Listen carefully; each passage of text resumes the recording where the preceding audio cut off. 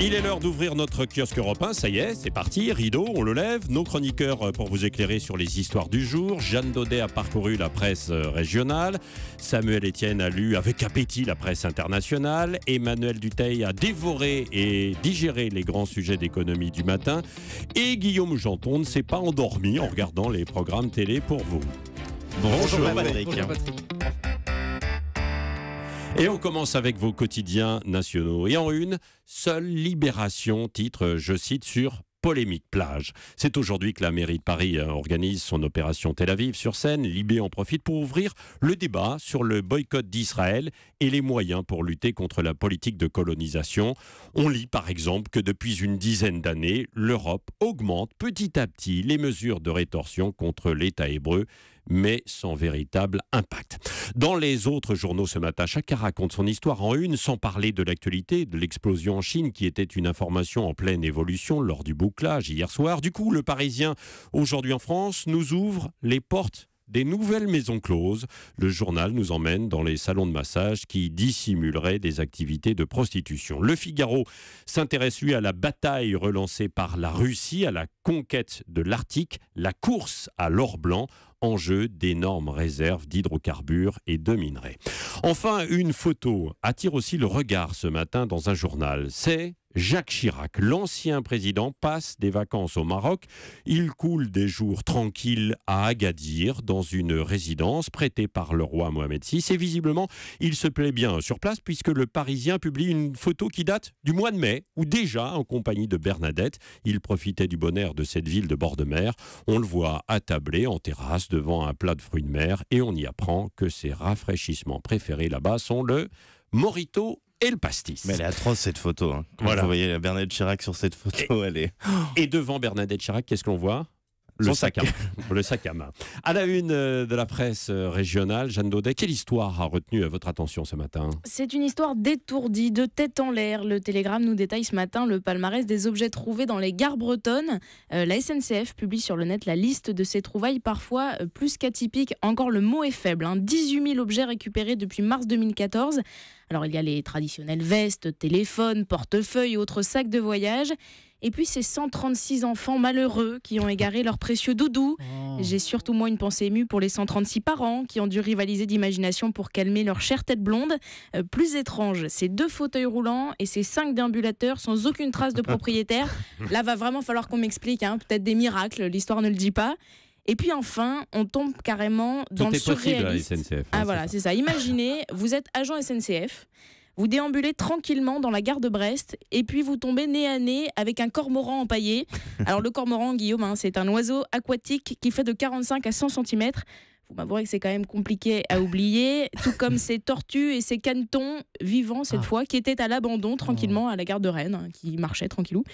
Et je vais conclure avec mon préféré, c'est ce médecin qui, malgré lui, avait laissé à la gare sa mallette à l'intérieur, 75 chèques de 30 €. Le problème, c'est qu'aucun n'avait d'ordre. Alors, 2250 € la maladresse, vous m'avouerez que c'est cher payé. Heureusement, tout s'est bien terminé. Il a pu retrouver son bien. Ouais, 18 000 objets, c'est ça en l'espace d'une année, en fait. 18 000 objets en 18 mois, Ouais. ça fait approximativement 1000 par mois. Et effectivement, donc des objets complètement incroyables. Et il y a même une valise aussi remplie de caleçons. Ouais. Oui, Un absolument. fétichiste. Oui, merci Jeanne Daudet. La presse internationale avec vous, Samuel Etienne, ce matin. Oui, aujourd'hui, cet appel lancé aux internautes par la British Library, c'est l'équivalent en Grande-Bretagne de notre BNF, notre Bibliothèque nationale de France, appelle aux internautes pour résoudre un mystère. Alors, si vous avez un jour rêvé devant les aventures d'Indiana Jones, ceci est pour vous. L'institution a mis en ligne la photo d'une magnifique épée médiévale à double tranchant portant une mystérieuse inscription en or disant... Attention, il faut s'accrocher. Ceci, NDXOXCHWDRGHDXORVI. Ça veut dire un tirage des chiffres et des lettres. Ou le code Wi-Fi de l'époque. Que veut dire cette inscription ? Dans le Wi-Fi, au Moyen-Âge, c'est chaud. Les historiens consultés sèchent et du coup, donc, la British Library en appelle aux internautes pour donner un coup de main. L'appel a été relancé par la presse britannique. De très nombreuses personnes, d'ailleurs, ont répondu. Certaines persuadées d'avoir percé le mystère, mais pour l'heure, eh bien non, il n'en est rien. Si ça vous tille de tenter, amis auditeurs, votre chance, j'ai mis en ligne ce matin la photo de l'épée avec le hashtag E1matin. Alors, ce n'est pas la première fois que des chercheurs font appel justement aux internautes. Non, c'est ça qui est intéressant, c'est vrai, avec des résultats parfois étonnants. C'est le site Rue 89 qui en rapporte quelques-uns. Tenez, en 2010, après avoir planché dessus pendant plus de 10 ans, une énigme sur le sida, la structure d'une enzyme présente dans le virus, a été résolue en 3 semaines par les internautes, sollicités par les scientifiques via un jeu qui reprenait les données de cette équation. Autre exemple, sur le site Planet 4, les internautes sont invités à explorer une zone de la planète Mars, une zone très mal connue de la planète rouge. Concrètement, pour aider les planétologues, il faut signaler toutes les tâches, toutes les irrégularités de terrain à la surface. Et puis un dernier exemple, il y a 3 ans, un chercheur britannique en langue ancienne a lancé un appel à contribution pour déchiffrer un système d'écriture utilisé au Moyen-Orient 3000 ans avant Jésus-Christ. Jacob Dahl a numérisé des tablettes gravées et donc il demande aux internautes de l'aider à déchiffrer les signes, à devenir en quelque sorte le nouveau Champollion. Des initiatives comme celle-ci, Patrick, il y en a pléthore. Vous l'aurez compris, il s'agit d'utiliser l'intelligence, la curiosité, le temps aussi des internautes pour faire avancer la science. Sur Internet, on peut faire bien des choses. On peut regarder des vidéos de chats trop mignons. Vous savez, les fameux lolcats. Sinon, on peut aussi faire ça. Oui, on peut faire ça, effectivement. Voilà. Passer du temps, effectivement, sur Internet. Mais alors, ce code est quand même complètement incroyable. On va rendre fou. Ce week-end, si vous avez du temps, Patrick, voilà, on s'arrête. On s'arrête là, quand même. Essayez. Oui, on va essayer. Merci, Samuel Etienne. Emmanuel Dutheil, alors ce matin, vous nous emmenez dans l'espace. Oui, moi je suis comme ça. Plus sérieusement, on va parler d'Ariane 6 ce matin. Le programme a été mis sur orbite, titre ce matin sans trop se fatiguer, il faut bien le reconnaître, le Figaro, quand les Échos nous disent qu'Ariane 6 vient de franchir une étape importante pour son développement. Alors qu'est-ce qui se passe ? Eh bien Ariane 6 doit remplacer à l'horizon 2020 l'actuel programme. Et quand on parle de fusée, 2020 c'est quasiment demain, le calendrier est extrêmement serré. Il fallait donc avancer vite, c'est ce qu'a fait hier l'Agence spatiale européenne. Elle a signé un très gros contrat avec le consortium créé par Airbus et Safran. Ce contrat d'un montant de 2,4 milliards va financer les travaux de développement du lanceur et son industrialisation.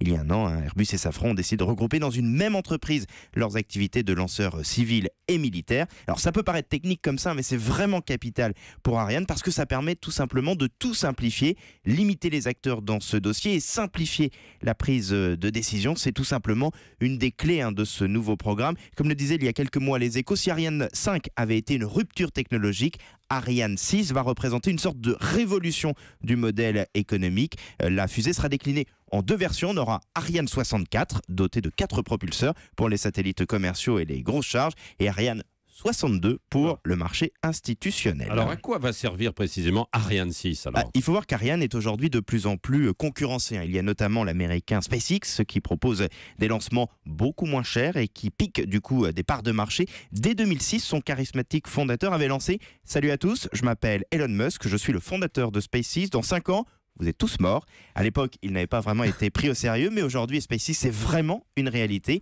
Et Ariane doit donc se doter rapidement d'un lanceur plus compétitif, pour faire simple, qui coûte moins cher. C'est un pari capital pour continuer à faire la course en tête et continuer à afficher des performances impressionnantes, parce qu'il faut quand même voir que la fusée européenne peut se targuer d'un sans faute depuis 2002 avec plus de 60 lancements réussis d'affilée. Emmanuel Dutheil, l'épopée d'Ariane, donc avec Ariane 6 maintenant. Guillaume Janton, alors vous nous conseillez de regarder une comédie sentimentale ce soir. Tiens, donc vous avez besoin un petit peu de tendresse. Alors c'est un film avec Cadmerade et Mélanie Samuel, merci. Ouais. Ce soir, je dors chez toi. Alors ce n'est pas une proposition que je vous fais, Samuel, mais le titre du film que W9 nous propose ce soir, une comédie sentimentale qui raconte l'histoire d'amour entre Laetitia, une jolie brune interprétée par Mélanie Doutet, et Franck, un écrivain joué par Jean-Paul Rouve, un personnage assez maladroit avec les femmes, la preuve lors de l'une de leurs premières rencontres. On se connaît, non ? Oui. Attendez, me dites pas votre prénom, ça va me revenir. Ah non, ça va pas vous revenir parce que je vous l'ai jamais dit. Laetitia. Laetitia, voilà, exactement le prénom que vous m'avez jamais dit. Jeanne, Sophie, vous aimez les hommes maladroits comme ça ? Non. J'ai un peu de mal. Ouais. Bon, en tout cas, pour Franck, ça marche. Grâce à son humour, il parvient à séduire Laetitia. Et au bout d'1 an de relation, comme dans beaucoup de couples, la question fatidique se pose. On vit ensemble, oui ou non ?